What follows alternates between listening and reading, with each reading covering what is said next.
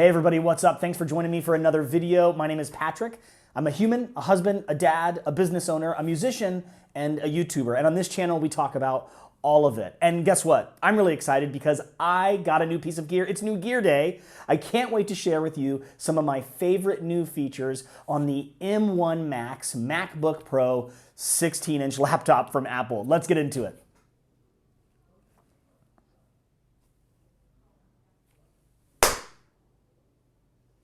There we go. So my history with Apple is pretty extensive. As a matter of fact, I used to even work there. I don't anymore, but over the years, I have purchased tons of different Apple products. Some you've probably never even heard of because they don't even make it anymore. I'm old, 39 and feeling fine. My birthday was yesterday. Celebrate me.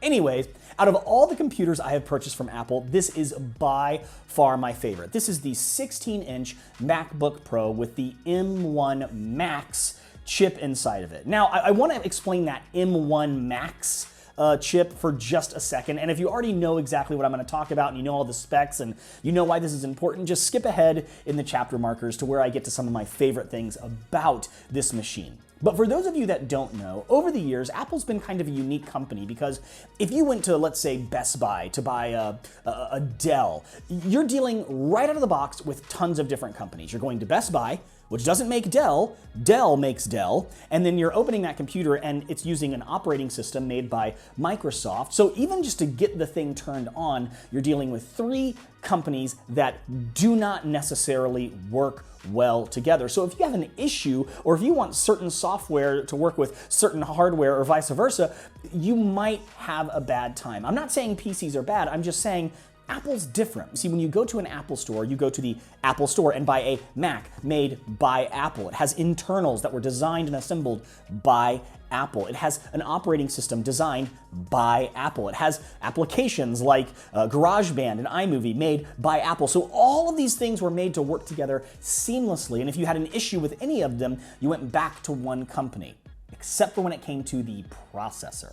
Now, way back in the day, Apple used PowerPC processors, but eventually realized it would be more efficient to switch over to Intel processors. I know, I'm getting really, really nerdy. Stay with me. This stuff is important. And that kind of creates a bit of a hang-up. You see, every year, Apple would release new machines and they'd say they're better and they're faster and their battery lasted longer, but they would run into a little bit of a speed bump. It's so incremental, but over time, it did become frustrating that the processor, this thing that's meant to process all this information or run the machine that's supposed to be so seamless and all of these things are made by Apple, all of those things were being run by this processor made by someone else. So doesn't it make sense that Apple would eventually find a way to create their own processors? They did. They're called the M1 processors. And now there's a bunch of different versions of them. Not a bunch, just a few. And it started with the Mac Mini and the MacBook Air and one of the MacBooks and then the iMac. All of these machines started having this M1 processor come installed inside of them. And since all of this hardware and all of this software and this operating system was designed by Apple and it was now being run by a processor, a brain designed by Apple, we have seen batteries last way longer. We have seen machines stay physically cooler because they don't have to have fans running and running and running to keep them cooled down because that processor and that machine were heating up so much. We have seen tasks happen and quicker, and we've seen applications open faster. It's just been a dream case scenario. So fast forward a little while later, and just recently they released two new versions of this M1 processor made to work with the MacBook Pros, the M1 Pro and the M1 Max. And long story short, if the M1 is a great processor, the M1 Pro and M1 Max are professional or maxed out processors that are not only going to make the machines run well, but actually make pro apps and larger, more graphic or video or audio intensive tasks run even better. So, as soon as this happened, I was excited. So when these processors were announced and released, they weren't just released on their own, they came alongside these new MacBook Pros. And they didn't just take the MacBook Pro and put a new processor in it, they redesigned the whole thing from the ground up. This is the biggest redesign I've seen in a long time, and I'm really excited to talk about some of the things that surprised me about this machine. So here we go. Number one, let's talk about data transfer. This is the first time I have ever done migration. Now, what I mean by that is my old computer has all my stuff on it. I buy a new computer, and instead of just starting from scratch, I take the old things from my old computer and put them onto my new computer so that when I turn this thing on, all my stuff is still there. It's kind of like moving. You move from one apartment or one home to another. A moving company takes all your stuff and they just set it up exactly where it was in your old place. And you're like, oh, here are all my things. Wouldn't that be nice? That's what Migration Assistant does. This is the first time, I know I sound like a dinosaur here, but this is the first time I've ever done Migration Assistant using Thunderbolt or USB-C. It was so unbelievably quick and flawless. I was so impressed and I was so thankful. So since we're talking about migrating data using USB-C or Thunderbolt 4, let's also talk about the ports on the MacBook Pro. And this has been talked to death, but it's really exciting. Instead of having just USB-C ports on the side of the machine, there's now an HDMI port, an SD card slot, as well as a MagSafe port. Now, this is so exciting and so beneficial because in the past, you would have to have a dongle that plugged in via USB-C because that was the only thing available on the MacBook Pro. And from that dongle, you could, plug in Ethernet, HDMI, all the ports that were just mentioned. And now that I think about it, HDMI, SD card slot, those are the ones that I use the most. Do I wish there was also like a USB-A on here? Yeah, maybe. Do I wish there was an Ethernet port on here? Yeah, maybe. But obviously I'm using this thing wirelessly most of the time, and if I really need to use USB-A, of course I can just go grab a dongle. So instead of that being such a vital piece of equipment you always have to have with you, which you probably should, you're pulling it out way less because some of these ports are now available to you. Now let's talk about that MagSafe adapter, that MagSafe port right here. That's really important. When the MacBook Pro went over to USB-C, that's how we also charged our laptop. You would take a USB-C cable off of a power brick of some kind and you would plug it into the side of your machine and it would start charging.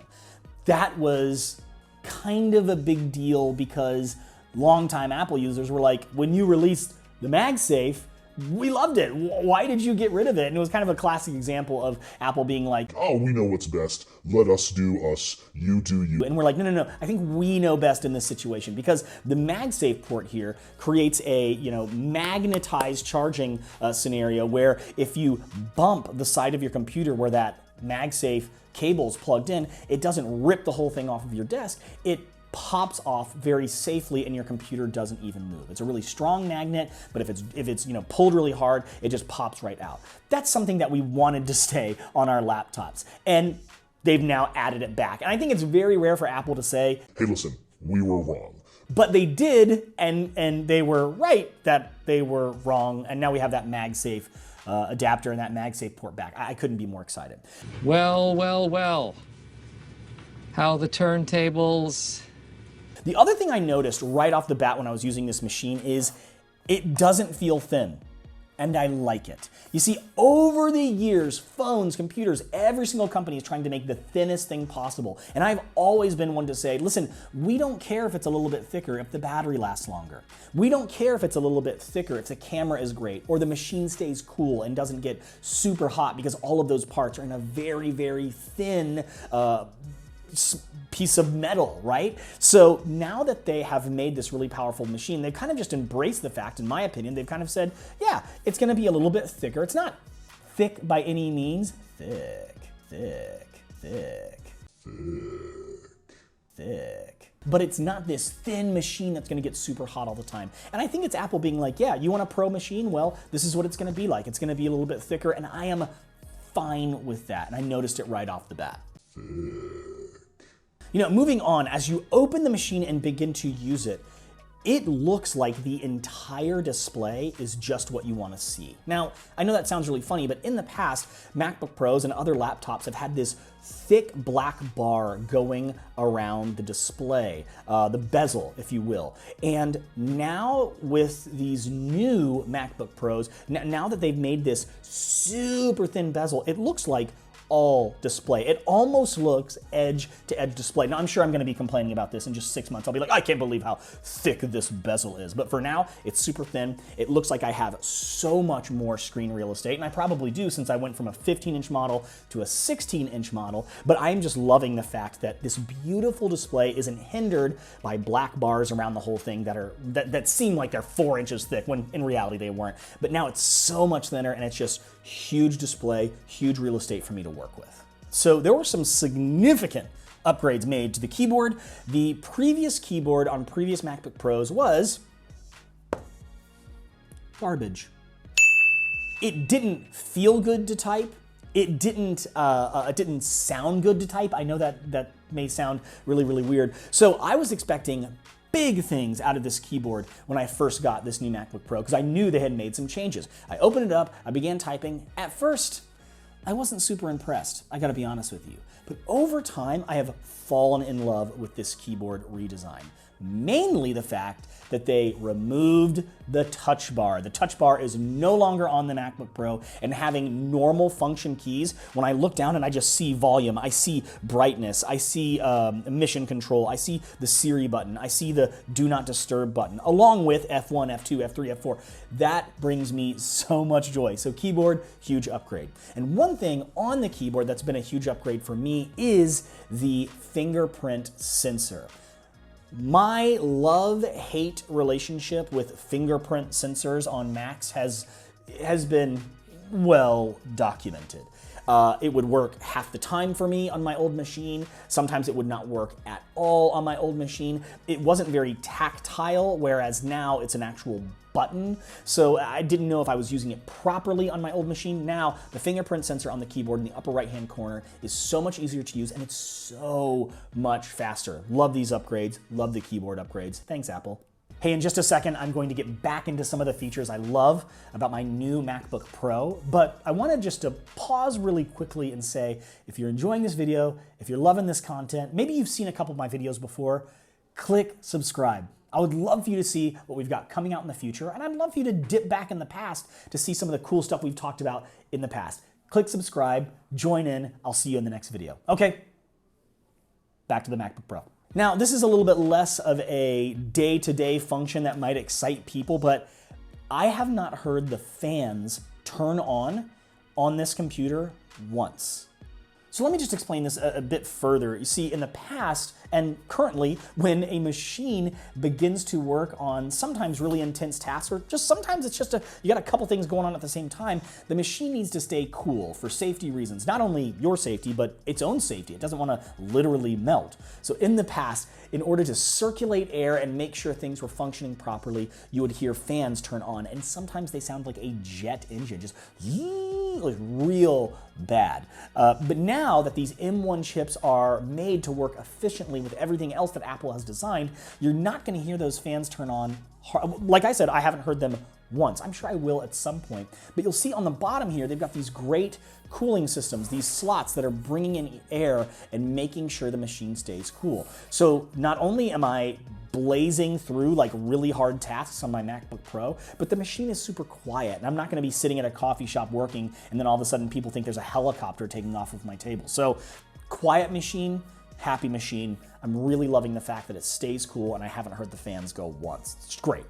Small thing here, but there's a couple of design choices that Apple has made that I'm just actually really impressed with. Number one, on the bottom of the MacBook Pro, you now see an engraved MacBook Pro title name here. I love that. I just think it adds class to the machine. It's really, really nice. Another thing is that when you open your MacBook Pro, it used to be that when you received an Apple product, you would receive white Apple stickers in almost every product to put on your car or your backpack or your guitar case or whatever the case. Now, whatever the case on your guitar case, I'll see myself out. Now, when I opened up the package, it came with black Apple stickers. Nice touch. It's a small change that us Apple fan people just kind of notice. I really, really like that. Another thing that I noticed was the feet. Now, I'm sure this is not aesthetic. I'm sure this has to do with cooling. You see, in the past, on older MacBook Pros, there would be these little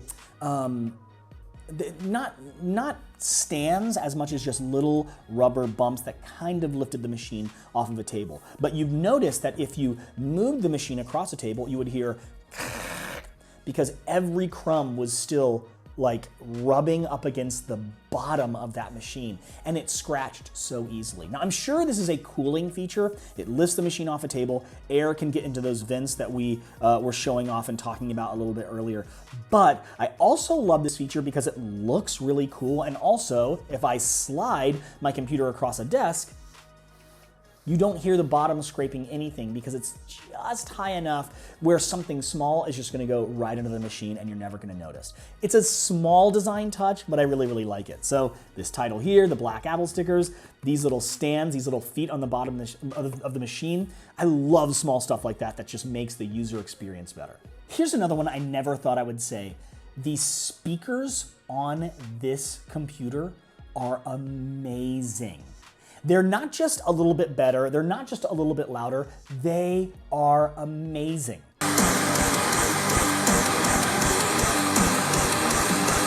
Now, I know this is something that we kind of just overlook on computers all the time, like, oh yeah, the speakers, they make noise, you can hear your music okay. No, but if you're giving a presentation that's just at a coffee table, if you're making a pitch, or if you're in a room that doesn't have that Alexa or that sound system or that Google Home or whatever to play your music at an acceptable volume, this is gonna do it. So if you love listening to music, if you love watching movies on your computer like most of us do, I mean, the speakers, they said that they had made some upgrades. They're unbelievable compared to laptop speakers I've heard in the past. Happy listening. I wanna end on this one because I'm so shocked that I even care. Apple, you made the FaceTime camera usable. Nay, you made the FaceTime camera good? ? When I hopped on my first Zoom call after purchasing this new computer, I was floored. The image looked amazing, and there's a little portrait button that blurs the background of your Zoom calls, your FaceTimes, almost anything that's using that FaceTime camera. And I have to say, this is a huge touch. This is an attention to detail that I didn't expect from Apple. And they're really playing into the times now because obviously all of us are spending way more time in virtual meetings, and to have an image that looks good as you're talking to people, where you don't have to go out and buy that external camera, that Logitech camera that mounts and provides a really crisp 1080p or 4K image. Now the FaceTime camera, I gotta say, in every meeting I've had, I love it. I'm impressed with it. I don't want to set up an additional camera. They've just really made it so that out of the box, this is ready to go for me. And I just think that's an attention to detail that just can't be ignored. The FaceTime camera, I mean, who would have thought? It looks great. Okay, that does it for me. These are just a few features that really stood out to me on my new MacBook Pro. Now, are you considering buying a new MacBook Pro, or have you purchased a new MacBook Pro already? Let me know in the comments. What is a feature that we missed today? Or maybe there's a feature we talked about today that's your favorite, or what's something that you're wondering about the new MacBook Pro? Let me know down in the comments, and then do all the other YouTube things. Like this video, subscribe to this channel, share this video with friends who might be considering a new computer, and I'll see you in the next one.